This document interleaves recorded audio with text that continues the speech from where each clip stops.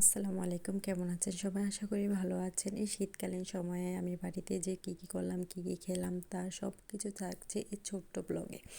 সকালে আমি আর আমার কাজিন উঠে একটু হাঁটাহাঁটি করলাম, চারিদিকে একটু ভিডিও করলাম। গাছের উপর যেমন কুয়াশা পড়েছে তা দেখতে দৃশ্যটা অনেক সুন্দর। তারপর নাস্তা টাস্তা করে উঠানে চলে আসলাম, এসে দেখে যে আমার ভাগ্নিরা ছাগলের সাথে একটু খেলা করতেছে।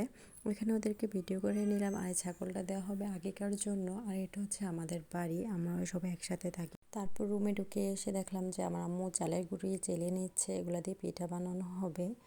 আমরা সবাই একসাথে খাবো। আমার আম্মু চাচিমারা সবাই একসাথে পিঠা বানাচ্ছে, এগুলোকে আমি একটু ভিডিও করে নিলাম। এগুলো আমি পারি না, তার জন্য আমি করি না, আমি ভিডিও করে নিলাম। ওরা বানাচ্ছে, এগুলো দেখতে অনেকটা সুন্দর ছিল। তো আমি আমার কাজিনরা মিলে চলে গেলাম যে তেঁতুল পাড়তে। ওইখান থেকে তেঁতুলগুলো নিয়ে তারপর আমরা চলে যাব ছাদে। পেয়ারা পাড়তে চলে আসলাম ছাদে। ওইখান থেকে আমার কাজিন পেয়ারাগুলো পাড়ছে আর আমি এগুলো নিচ থেকে কুড়িয়ে নিচ্ছি। এখন সবগুলো নিয়ে একটা বোলের ভিতরে রাখবো। সাথে কলা পেড়ে নিয়েছিলাম, ওইগুলোর ভর্তা বানানো হয়েছে, সবাই একসাথে মিলে খাচ্ছি।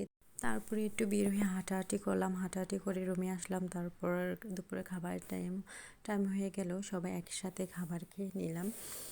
আর গ্রামে আসার পর অনেক হাঁটাহাঁটি হয়েছে, অনেক ঘোরাঘুরি হয়েছে। আর আমি একটু অসুস্থ, তার জন্য আমার ভয়েসটা এরকম শোনাচ্ছে। আর আমার ভিডিও যদি আপনাদের ভালো লাগে অবশ্যই আমার চ্যানেলটা সাবস্ক্রাইব করে দিবেন। সবাই ভালো থাকবেন।